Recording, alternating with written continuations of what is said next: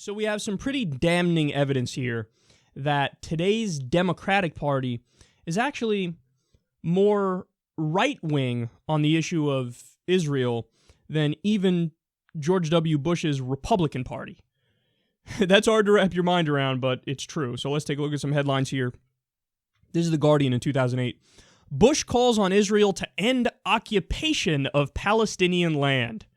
Wow. Number one, you wouldn't expect to see that headline at all. Number two, wait until you see it in comparison to the ones about today's Democrats. All right, let's look at another one from back then. This is again in 2008. Bush criticizes settlements on Israel visit. Pretty straightforward, pretty clear, and kind of a rational thing to say. I'm surprised George W. Bush was saying such rational things. All right, now let's fast forward to 2016. CNN, Clinton supporters reject Israel settlements proposal. Oh boy. All right, one more here. This is 2016. Haaretz, Democrats reject platform proposal calling for, quote, end to occupation and illegal settlements. So we spoke about this recently at the Democratic Platform Committee hearing. You had Bernie's people saying, okay, so here's what we want in there. We want, wording for a two-state solution. We want to talk about human rights for Israelis and Palestinians. And we want to have language that says there should be an end to occupation and illegal settlements. What did Hillary Clinton's people say? Just nix the part about end to occupation and illegal settlements, and then we're all good. So that means Hillary Clinton surrogates and Hillary's version of the Democratic Party is further to the right on the issue of Israel than George W. Bush's Republican Party. You can't even say, if you're, in Hillary's crowd with these Democrats, you can't even say, hey, those settlements are illegal under international law, according to the UN. So you shouldn't do those. Hey, there is an occupation going on of Palestinians. In this Democratic Party, that's a no-no. No. Did you really just say that? You might be anti-Semitic. You might hate all Jews because you want to stop illegal occupation. I'm not kidding. This is the arguments they make. We covered the story where Hillary Clinton spoke at AIPAC. And she said, we got to put an end to BDS. This is hate speech. This is anti-Semitism. You know what BDS is, right? The Boycott, Divestment, and Sanctions Movement. Now, look, you can disagree with specific aspects of BDS, of course, just like in any movement. You can say, okay, on that one, I think they go too far. On this one, I think it makes sense. No. She says, and they're on college campuses, they just have outright censorship of some of these groups, where they say, no, this is hate speech against all Jews. This is anti-Semitism, so we're not going to allow this. So BDS is an attempt to use the economy to try to get a peace deal and get human rights for Palestinians and get an independent Palestinian state. So boycott, divestment, and sanctions. So let's boycott businesses that are in occupied territory. Let's do divestment and let's do sanctions. Let's copy the model that worked to end apartheid in South Africa. Well, according to Hillary Clinton, well, no, that's anti-Semitism. How the fuck is that anti-Semitism? You're trying to end occupation. It's anti-Semitic to be against occupation and illegal settlements? No, but they're not trying to have a reasonable debate. They're trying to blow up the debate and smear the opponents and just get away with whatever the fuck they want to get away with. So Hillary Clinton loves Netanyahu. She loves Likud. Their position is, well, we're just going to do whatever the fuck we want. Now, they don't go as far as the Jewish Home Party, who says, we want all the land. But they say, hey, if we slowly creep and keep building more settlements and keep taking more of the land, well, we want the Americans with us. And Hillary Clinton's like, I will be a willing partner in that. Human rights for Palestinians, I don't give a fuck. Getting some sort of a peace deal, I don't give a fuck.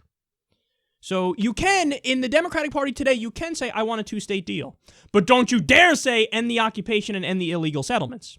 So in other words, they want a two-state deal, but kind of along the borders where they are right now. We're not going to be reasonable and go to like the 67 borders and have a decent deal, no.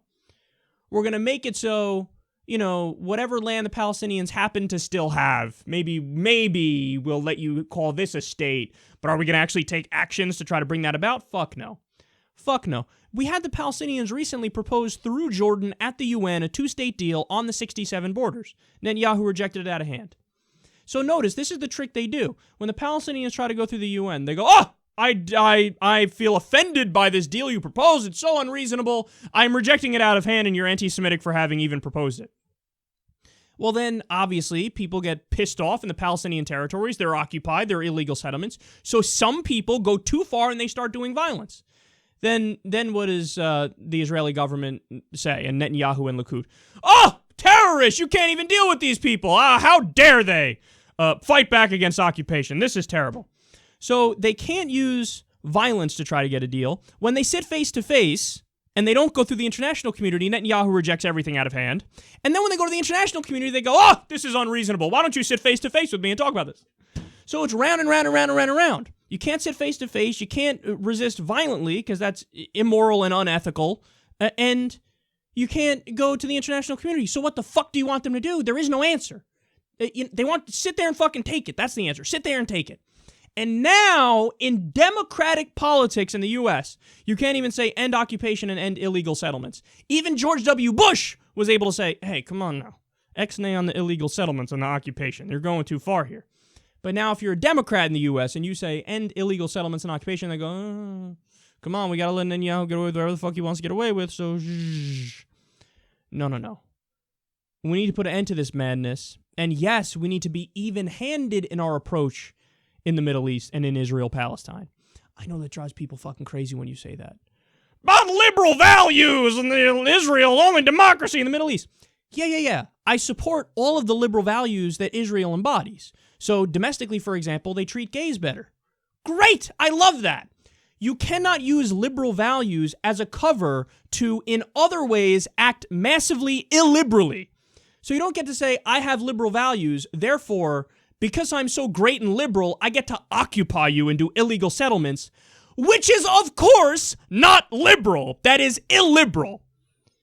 So I think people have a term for this. I think they call it pinkwashing, where you say, because I'm good to gays, which again is great. Nobody's saying that's a bad thing. That's wonderful. We wish every country in the region was as good to gays. And it's true that they're not. They're just not, okay?